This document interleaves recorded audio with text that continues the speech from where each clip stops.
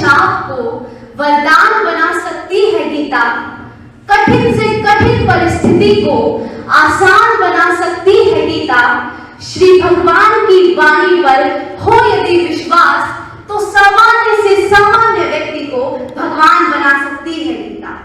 आदरणीय अध्यक्ष महोदय, पूजनीय गुरुजन एवं गीता ज्ञान रस पिपासु सभ्य श्रोतागण, आप सभी को रिया सिंह का सादर प्रणाम। श्रीमद् भगवद गीता के चरणों में वंदन करते हुए कहना चाहूंगी कि मान्यवर, प्रश्न ये नहीं है कि गीता मुझे पढ़नी चाहिए या गीता आपको पढ़नी चाहिए, अपितु प्रश्न तो ये है कि गीता किसे नहीं पढ़नी चाहिए, क्योंकि गीता तो आज हर मनुष्य की जरूरत बन गई है।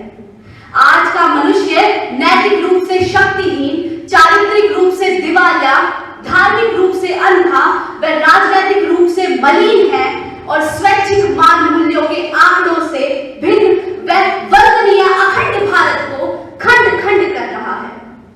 मान्यवर, इन सब वैतरणियों से पार उतरने का यदि कोई साधन है तो केवल केवल और केवल श्रीमद् भगवद गीता है।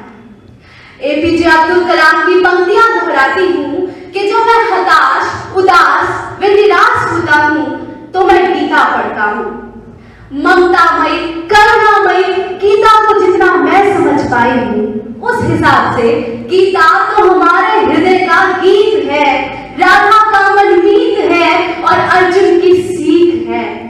गीता तो सतत अद्भुत ज्ञान का प्रवाह है, जिसमें डुबकी लगाते ही मनुष्य के ज्ञान के कपाट केवल उद्घाटित ही नहीं होते, अपितु हृदय भी निश्चल, निष्कपट व निर्मल हो जाता है। गीता तो उत्तर है हर प्रश्न का, गीता तो औषधि है हर रोग की। मैंने अनेक व्यक्तियों के मुखारविंद से सुना है कि गीता को पढ़ो, सुनो, समझो। मेरी व्यक्तिगत राय मानिएगा, जी कर देखिए गीता के संग। आज का मनुष्य जो कि 90% अवसाद में है, उलझा हुआ है जिंदगी की कश्मकश में, और ऐसे ही असंख्य लोग अपने मनोबल के हार जाने के कारण स्वयं से हार गए हैं। गीता उनसे आवाहन करती है कि सच है विपदा जब आती है, कायर को ही दहलाती है, सूरमा नहीं विचलित होते, क्षण भर भी नहीं धीरज खोते। कहती है मानव जब जोर लगाता है, पत्थर पानी बन जाता है। महाभारत के युद्ध में अर्जुन का मनोबल गिरता देख श्री कृष्ण उन्हें समझाते हैं कि हे पार्थ, मनुष्य अपने मन को उठाकर अपना उत्थान कर सकता है और अपने मन को गिराकर अपना पतन कर सकता है।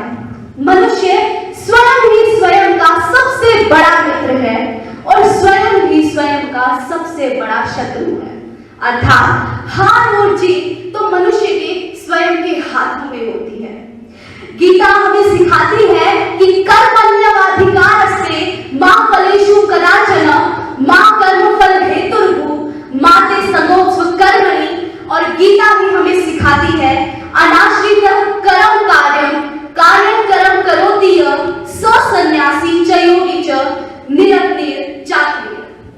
अरे कोई तो बात होगी ना जब एक ब्रिटिश वैज्ञानिक दावा करता है कि श्रीमद् भगवद गीता के एक भी श्लोक को विश्व का कोई वैज्ञानिक झूठा सिद्ध नहीं कर सकता, क्योंकि गीता तो सत्य है और सत्य ही तो सनातन है।